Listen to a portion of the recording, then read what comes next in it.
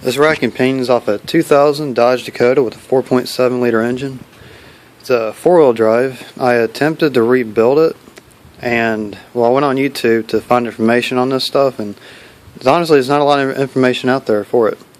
So I'm going to show you what I got apart and where I had to stop before I just end up buying a binary manufacturer one without the special tools needed.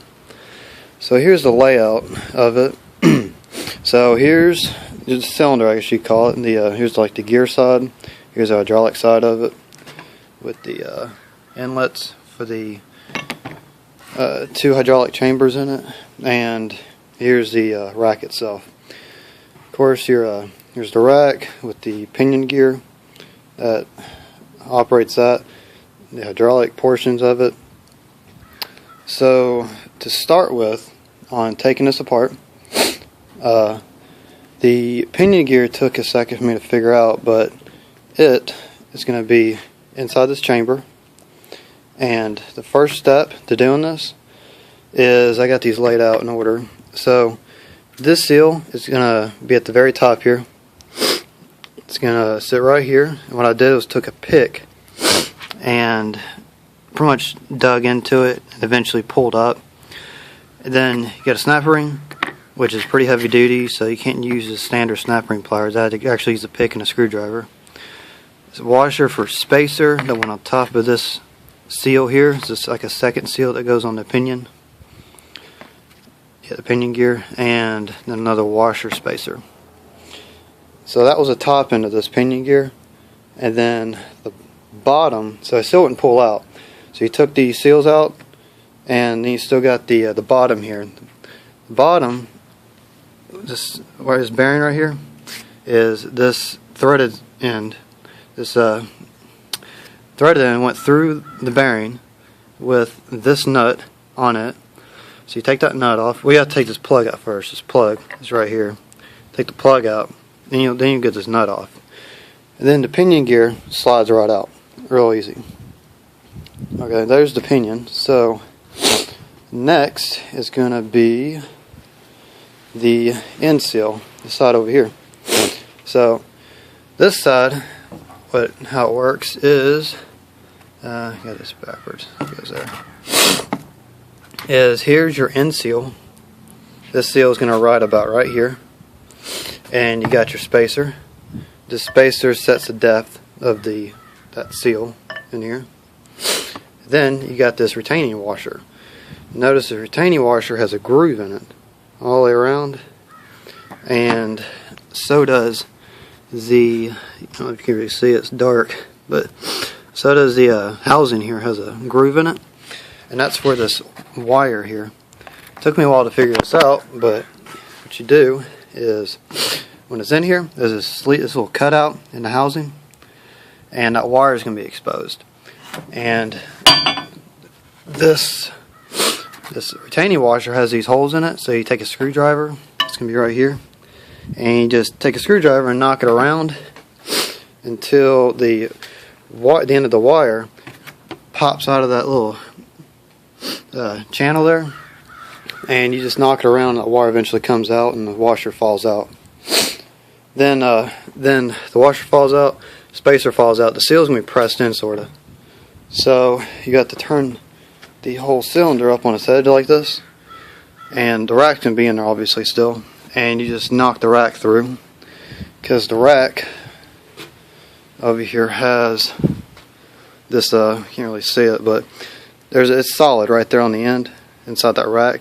You'll take a socket with like a 10-inch extension, you stick it in there inside this right here, knock the rack out, and this is solid. It's like all attached to each other, and so using this would just drive the seal out the end of the cylinder here.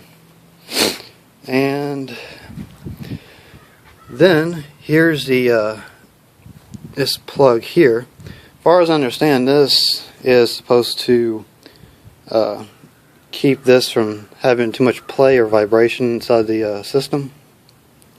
So you flip this over here. Let's see here. Flip it over.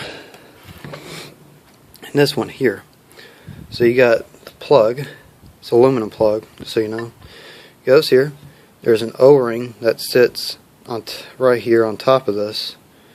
It all goes in there. It comes right out, no problem. This plug was a pain to get out, and I ended up having to go to Advance and find this lug nut.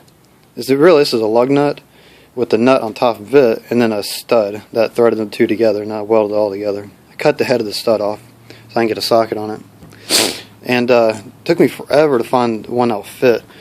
So to help you out, here's part numbers for that. It's hard to read. See, it's a 987261. That's a wheel stud. And here's the wheel nut, 989211. That's Advanced Auto Parts. I got those at, and those together fit this plug just perfect. And put a socket on it, breaker bar, got that out.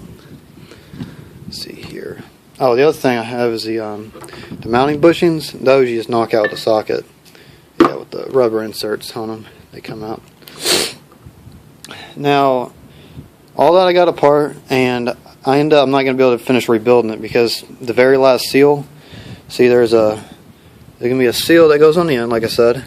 All right, a seal that goes right here. These are two hydraulic chambers. You can see where they stop moving. And there's a seal right here, the end seal, the internal one. And I tried everything to get this out, and I've come down to the conclusion that it's not coming out without the special tool. Because here's basically what's going on with it. So here we are. Here's the gear side, right? And here's the hydraulic side. Now, the seal is going to be right here. And I know there's a double step here. So if it goes to gear and it steps down, and then pretty much the seal itself. So you have to have the special tool that goes in this edge, this end. And special tool is going to open. It's going to go through the center of the seal, open up, and grab the cutouts right there, and pull the seal out. I tried using a socket to drive it through this way. Pretty much what's going on is the internal diameter of this gear side is basically the same as the internal diameter of the seal. So the socket would just fall right through. Socket's not going to work. I tried thinking I could put a dowel through here and pull it out, which I got right here. Flying away. So I got this wooden dowel, and I put a washer on the end of it, as you can see, and it sticks out on one edge. And I tried using that to pull it out. It's pressed in there too tight. Like, there's no getting it out without a special tool. And then after that, see, you got the hydraulic lines, and that's basically it. That's how simple this system is. It's not hard at all to rebuild without the special tool, though. So if you can get that special tool to get that seal out, you're golden. But if you don't have it, I tried everything. I cannot figure out a way to put this back together or get that seal out and put it all back together. But like I said, there's not a lot of information on the internet with this stuff, so I'm just putting this out there for others to see. Hope you enjoyed it.